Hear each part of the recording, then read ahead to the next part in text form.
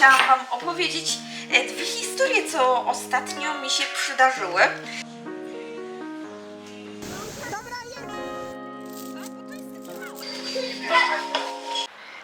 Hej, witajcie w najnowszym vlogu na moim kanale. Chyba zaczynam już drugiego vloga w taki sam sposób, a idąc na zajęcia z koreańskiego, mam właśnie zajęcia, więc pędzę.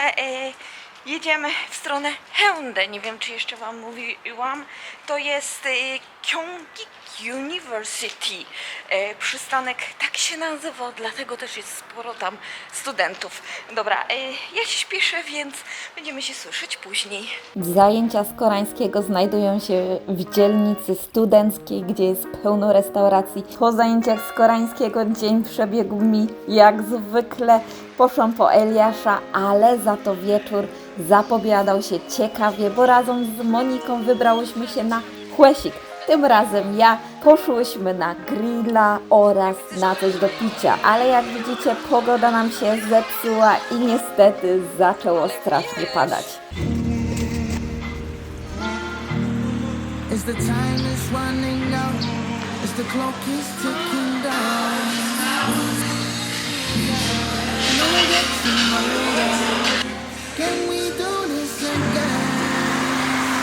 Taka typowa koreańska chatka w mieście, gdzie biedna odtwórczyni głównej roli dram mieszka.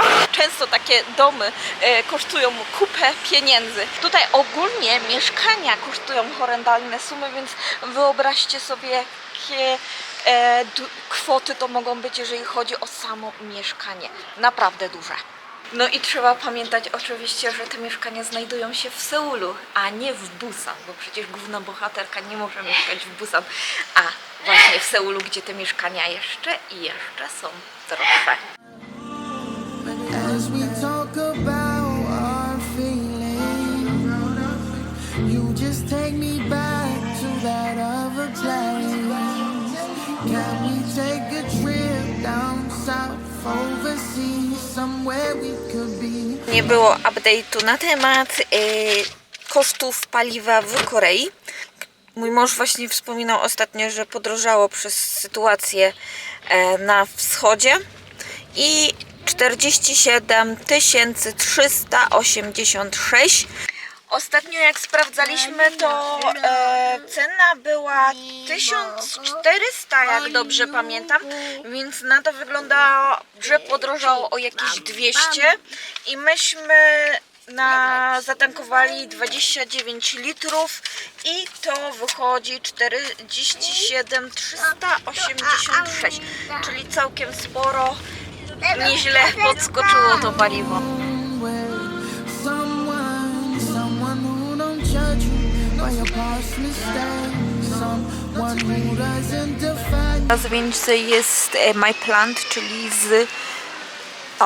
naturalny, ale jest tuńczyk. Mają też spam wegetariański. My Plant. O, i chyba nowa firma też wchodzi. O tych ostatnio mówiłam, o zoo, że bardzo się zasmakowały właśnie mamom i dzieciom u nas na placu zabaw. Rozmowa na temat chipsów paprykowych. Jak widzicie, na półkach nie ma takich.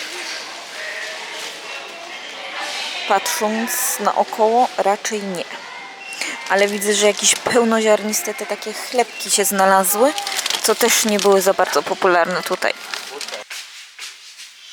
Mamy nowy dzień. Ja będę robiła sałatkę dla mojej koleżanki i dla mnie, bo za chwilę niedługo powinna przyjechać.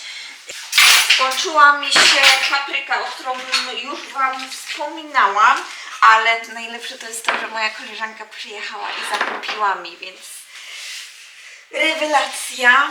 Tak, jestem szczęśliwa i właśnie czekam, aż ona przyjedzie odwiedzić mnie, bo jest w Seulu w tym momencie. Przy okazji robienia sałatki chciałam Wam opowiedzieć dwie historie, co ostatnio mi się przydarzyły. Już pisałam informacje na moim Instagramie. Jeżeli nie jesteście tam jeszcze, to zapraszam Was do obserwowania. I słuchajcie, ostatnio nagrałam film właśnie z Magnet Coffee Shop taty Jimina, który widzieliście w przybitkach, i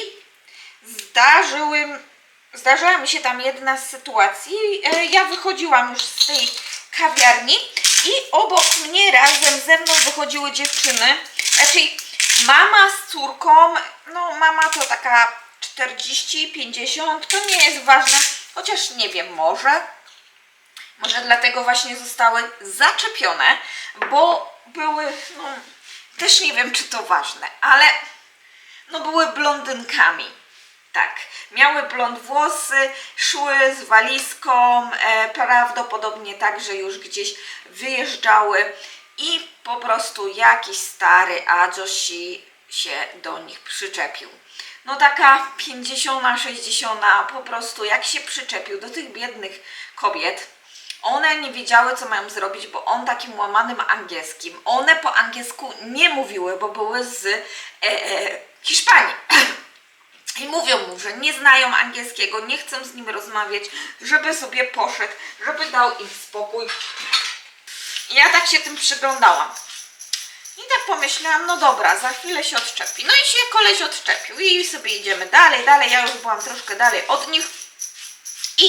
I patrzę na te dziewczyny, a ten koleś do nich podbiega z translatorem na telefonie i zaczyna je nagabywać. Coś tam zaczyna gadać, wiesz, że tutaj ma translator, że chce się z nimi skomunikować i w ogóle. Znaczy rozumiem, jeżeli chciałby po angielsku pogadać, bo czasami tak tutaj jest, że oni się załączają i po prostu chcą gadać po angielsku, ćwiczyć swój język, to jeszcze okej, ale one po angielsku nie mówiły. On tam gada. Ja się po prostu odwróciłam, złapałam wzrokiem tą młodszą dziewczynę, kobietę i tak pokazuję, może pomóc, może potrzebujecie pomocy. Ona tylko tak lekko kiwnęła i uśmiechnęła się do niej. No to ja wtedy z tym wzrot podeszłam do pana, po angielsku mówię, żeby dał spokój kobietom, żeby nie czepiał się ich, żeby po prostu nie nagabywał, bo to nie wypada, że tak nieładnie i w ogóle. No to wtedy dopiero koleś dał sobie spokój, bo naprawdę no nie fajnie tak, no. I tak jak nie miałam żadnych takich historii w Korei, to słuchajcie, na drugi dzień wracam z zajęć z koreańskiego. Ubrałam po prostu denimowe spodnie, bluzkę, no dobra, no troszkę bardziej obcisłą, ale to nie jest kurczę ważne. To nie jest po prostu ważne, jak my się ubieramy. Nikt nie ma prawa do nas gadać, jeżeli tego nie chcemy. Jeżeli sami nie wysłaliśmy sygnału, że tak, możemy pogadać, fajnie będzie pogadać, czemu by nie? I ja stoję w metrze, naprawdę dużo ludzi było. Było ogrom ludzi i po prostu widzę, że facet. Ja sobie stoję, a on z tej strony, obrócił się z tej strony i wtedy hello! Ja tak, oh my god, no to się zaczyna. No i pan zaczął do mnie pytać, skąd jestem, ja mu nie odpowiadam. No to on z Ameryki, Chicago, Boston. Ja tak na niego patrzę, nie no proszę pana, ja mówię z Europy, już takie zaciśnięte zęby, a on do mnie, z Europy, Anglia, a ja tak, o ty, nie, Polska, Poland, a on, Polandy, a ja tak, o nie. Wszyscy ludzie w metrze się na mnie patrzą. Na mnie i na niego. A on po prostu jakby się odpalił. Krzyknął na całe metro, na cały peron. Jakby nie wiem, no jakbym powiedziała największą rewelację roku. I on się tak na mnie patrzy. Ja mówię do niego, że mam męża, że proszę sobie pójść, że nawet pokazuję mu, daję sygnały, drapię się po czole, że mam męża, że mam pierścionek, no a on nic nie. I w pewnym momencie do mnie second boyfriend. Ja tak nie, proszę pana, proszę sobie iść. Ja z panem nie chcę rozmawiać. Staram się ustawić właśnie do wjazdu do metra, ponieważ metro już nadjeżdża. A on jeszcze próbuje w to samo miejsce. Ja tak patrzę, czekam, ażeby on sobie poszedł. On już się skierował, ale jak zobaczył, że się kieruje do innego wejścia, to za mną. Ale na szczęście jak wsiadłam, to już go nie było w tym miejscu. No po prostu się zdenerwowałam. Powiedziałam i dobra zasada, od razu zadzwoniłam do koleżanki i mówię na peronie, wtedy jeszcze jak już się zdenerwowałam na niego, już chciałam po prostu krzyknąć, żeby odczepił się ode mnie, to wyciągnęłam telefon, zadzwoniłam do koleżanki i mówię, koleżanko, pogadaj ze mną, proszę, bo tutaj się ktoś przyczepił, a ja nie mam jak go odczepić od siebie, proszę, pomóż mi. No i wtedy tak wchodząc z telefonem, rozmawiając przez cały czas, wtedy prawdopodobnie się odczepił, wiedział, że nie ma szans, że pewnie może zadzwoniłam do męża. No po prostu rewelacja.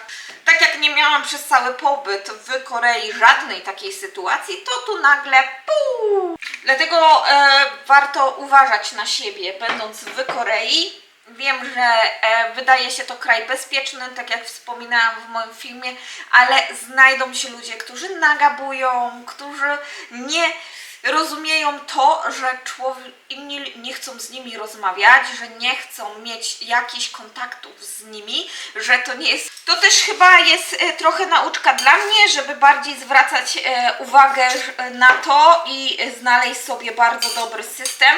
Moja koleżanka, właśnie Monika, powiedziała mi, Martyna, następnym razem mów, że masz dziecko. To się szybko odczepują.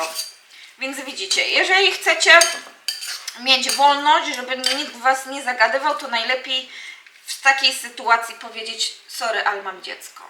Więc warto z takiej opcji skorzystać, bo jak oni tak mówią, to najczęściej mówią, a chłopaka to można przestawić albo zmienić, albo jak tutaj powiedział pan, second boyfriend.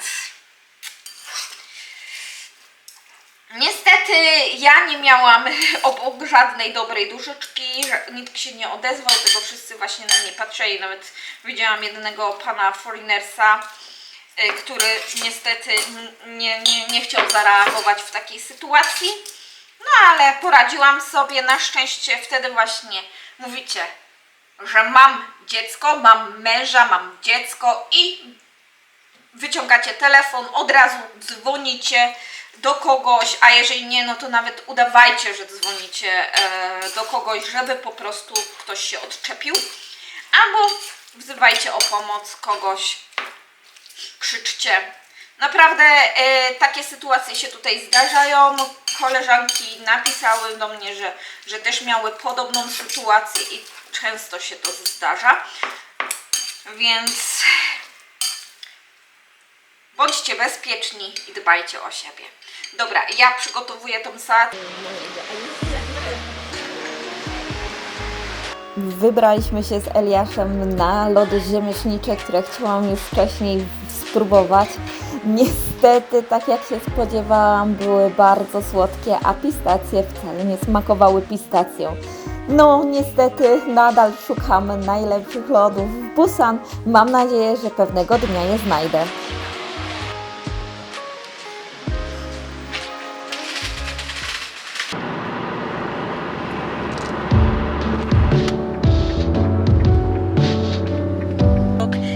Jedziemy do Gyeongju, raczej już jesteśmy w Gyeongju, słuchajcie, już dojechaliśmy, trochę długo nam to zajęło, prawie 2 godziny. Dzisiaj jest specjalny dzień, bo jedziemy do Water Park. W Gyeongju jest taki fajny theme park, jest to Pororo. Tak, nawet park wodny jest takim głównym tematem, więc fajnie będzie. Mam nadzieję, że Eliaszowi się bardzo spodoba. Dzisiaj naprawdę ładna pogoda jest. Ten waterpark jest ogólnie na zewnątrz, więc najbardziej obawialiśmy się, że może być zimno, ale naprawdę ładna pogoda, więc liczymy na to, że nie zmarzniemy. Woda ma 28 stopni, z tego co mi mąż mówi, tak specjalnie dla dzieci, więc naprawdę będzie cieplutko. Czemu w ogóle wybraliśmy się na to? Dlatego, że mój mąż dostał kupon, darmowy kupon właśnie na ten park i jest do wykorzystania do końca kwietnia, więc to jest tak naprawdę ostatni dzwonek na taką wycieczkę. Jutro mój mąż jedzie na wesele, więc my zostajemy w domu z Eliaszem, także muszę coś wymyślić, co będziemy robić. Może pojedziemy do Busan, tego parku, zobaczymy, bo ostatnio jak byliśmy na plaży, to jednak było strasznie zimno, a jeżeli dzisiaj jest woda, to lepiej już jutro nie za bardzo ryzykować, żeby nie zmarznąć, więc dobra, nie będę tego przedłużać, bo pewnie dlatego ten film będzie długi. Dobra, to do usłyszenia już w parku.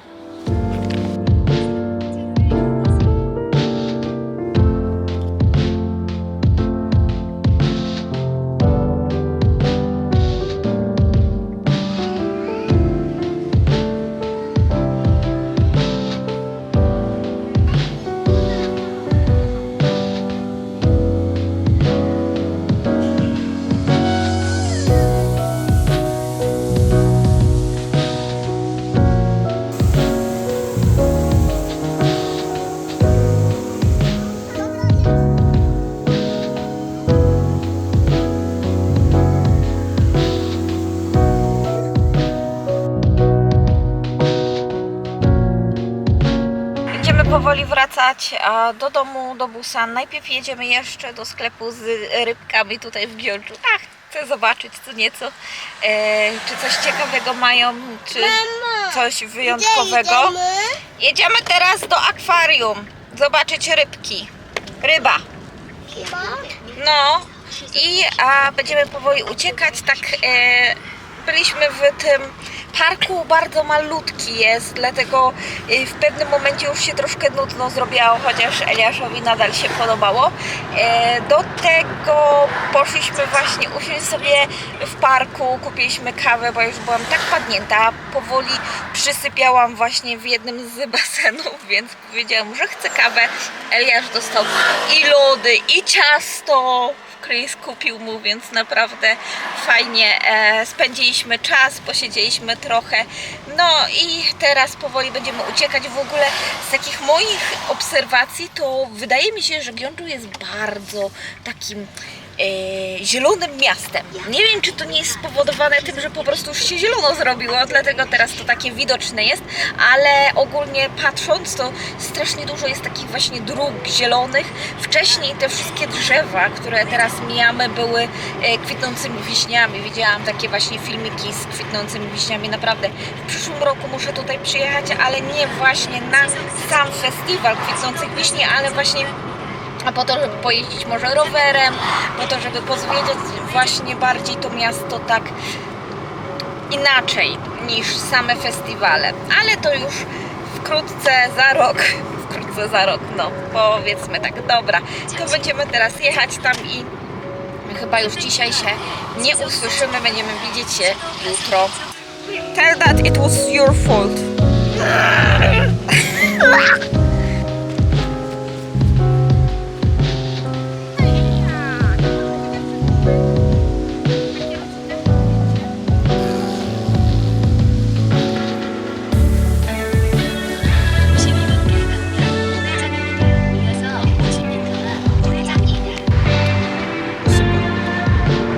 안녕 경주 버드파크.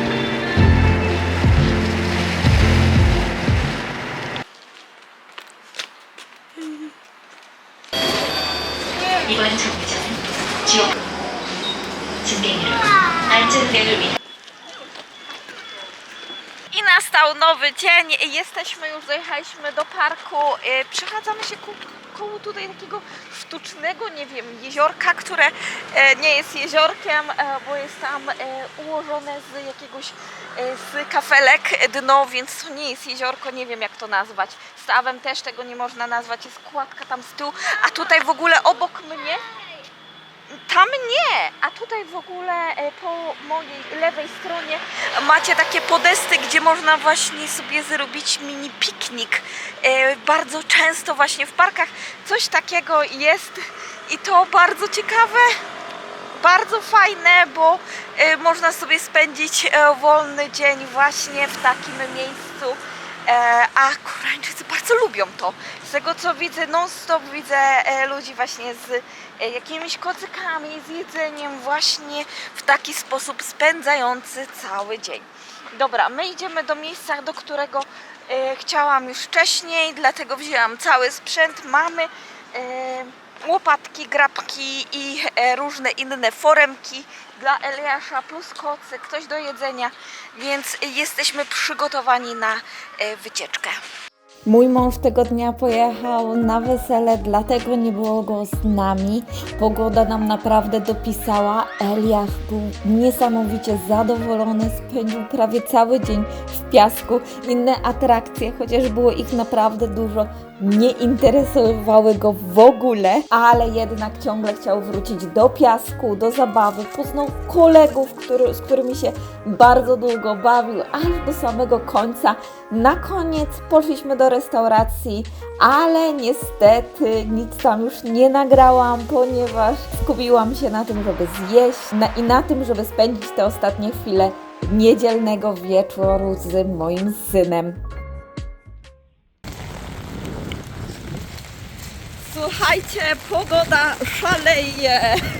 Wczoraj było ładnie, słonecznie, po 25 chyba stopni, tak mi się wydaje. A dzisiaj jest jakaś masakra, jakaś porażka. Strasznie pada, a my musimy jechać na Somion z Moniką.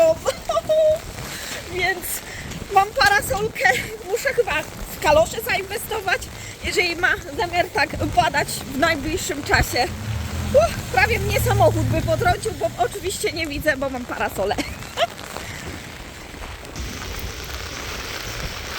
Jestem z Moniką, Monika jest tutaj i idziemy do Daiso, tam znajdziemy parę rzeczy też do kempingu.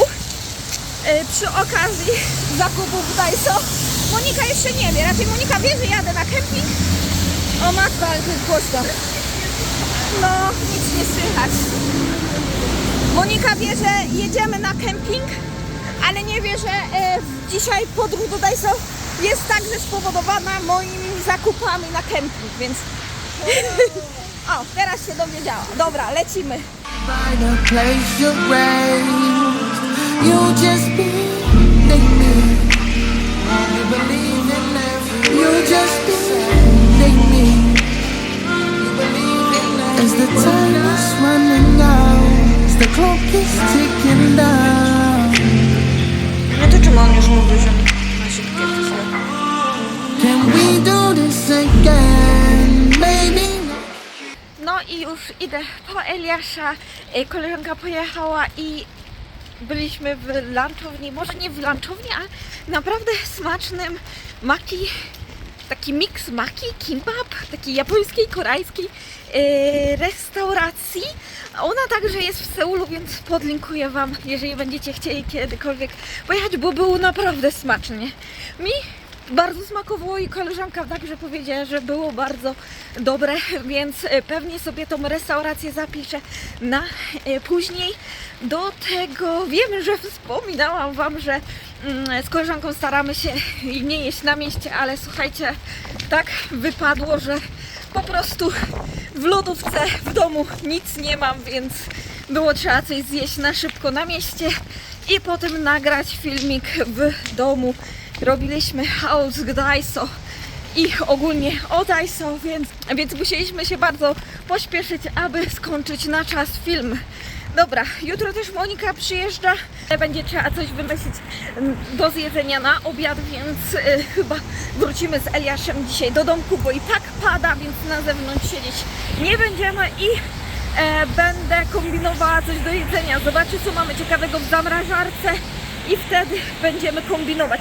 Ostatnio znowu mam taki gorszy czas z pomysłami na obiady i często jest to po prostu jakiś makaron. Nie wiem, od czasu do czasu właśnie tak jest, że nagle nie mam pomysłu i myślę, że chyba nie tylko ja, bo Nika czasami też mówi, że kurczę, nie mam co zrobić na ten obiad, że nie mam pomysłu. Już to ostatnio było, tamto ostatnio było, więc trzeba coś wykombinować. Będziemy kombinować w domu. Mieszkanie zostało otwarte. Ciekawie dlaczego. Może wyciągali jakieś rzeczy, sprawdzali co tu jest. Tak wyglądały kiedyś w środku. Ostatnio koleżanka, którą spotkałam właśnie w Korei, przyjechała do Korei i mieliśmy okazję spotkać się na kawę, wspomniała, że widziała w moim filmie Tico. Ja nie zorientowałam się i to naprawdę jest Tico. Co prawda ma te napisy już takie zdarte, ale widać, że to jest Tico DU. Wow. Dobre oko, ja w ogóle bym nie zorientowała się, że to tutaj można spotkać Tico DU. Żeby wam pokazać, że nie jest tak idealnie i jest totalny bałagan, to patrzcie jaki mam zlew. Tutaj po lewej stronie są rzeczy na kemping. Albo dostaniecie info, albo dopiero później, albo był już ten film. Nie wiem, jak mi się to uda wszystko złożyć. A po prawej stronie wszystkie naczynia i ogólnie no dużo do roboty. Dlatego szybko robię ciasto i zabieram się za sprzątanie tego bajzlu.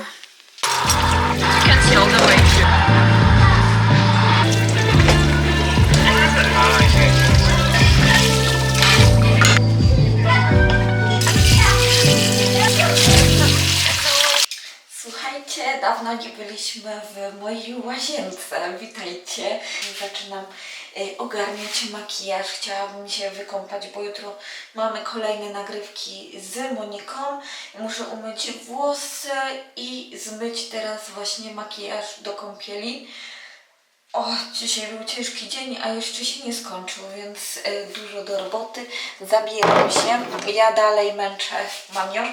Już się troszkę do niego przyzwyczaiłam, ale to jest takie love-hate relationship, jak to się mówi. Wiecie, że ostatnio właśnie przeczytałam na profilu na Facebooku, ale anglojęzycznego, że jedna z dziewczyn albo z mężczyzn wypowiadała się na to, że bardzo często mieszkając w Seulu, przechadzając się uliczkami Seulu, zostaje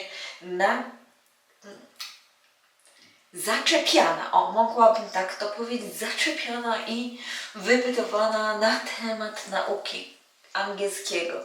Czy to na jakąś taką konwersację, żeby oni mogli sobie poćwiczyć angielski, albo po prostu z zapytaniem się, czy naucza angielskiego, czy by nie chciał, bo była to osoba anonimowa, więc ciężko mi powiedzieć. Z zapytaniem, czy nie chciałby być nauczycielem, dawać korepetycje. I ta osoba właśnie wypowiadała się, że nie jest to dla niej zbyt przyjemne, wygodne, bo ona nie jest z kraju anglojęzycznego. Nie przyjechała do Korei po to, żeby nauczać języka, a takie zaczepki są bardzo częste i czasami wręcz takie nachalne. Więc widzicie, niby spoko, nic wielkiego, ale jednak trochę uprzykrza, bo jak mieszkamy na przykład u siebie, jesteśmy w Polsce, to raczej nie zaczepiamy żadnych obcokrajowców i nie wypytujemy się o nich, czy mógłbyś pouczyć mnie swojego języka. Może to być upierdliwe i ja na przykład rozumiem, oczywiście niektórzy to tak sobie, tam olej, nie ten, no ale jak na przykład potrafisz iść ulicą i dostać z 3, 4, 5 takich propozycji, a ty po prostu chcesz żyć swoim własnym życiem i żeby po prostu nikt ci głowy nie zawracał, no.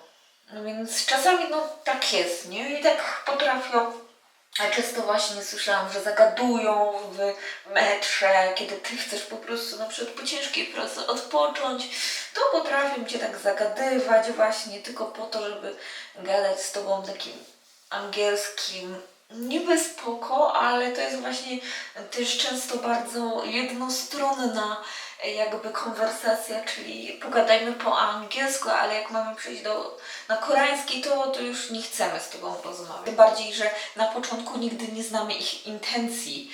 Jak widzicie, w Korei także są creepy goście, którzy potrafią tak zaczepić bez pomyślunku, że ktoś sobie tego nie życzy. No, niestety. Dobra, ja sobie tutaj kończę moją pielęgnację, już mam zmyty makijaż, muszę trochę bardziej nad nim pracować, bo ten tusz nadal nie chce się zmazywać tak fajnie, jak powinien.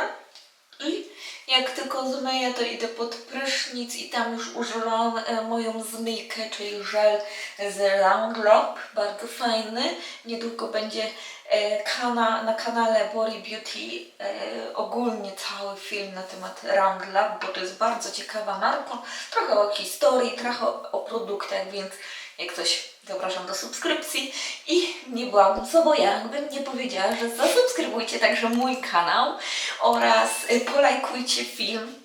Dziękuję Wam bardzo serdecznie za ten tydzień i do usłyszenia kolejnym razem. Bye!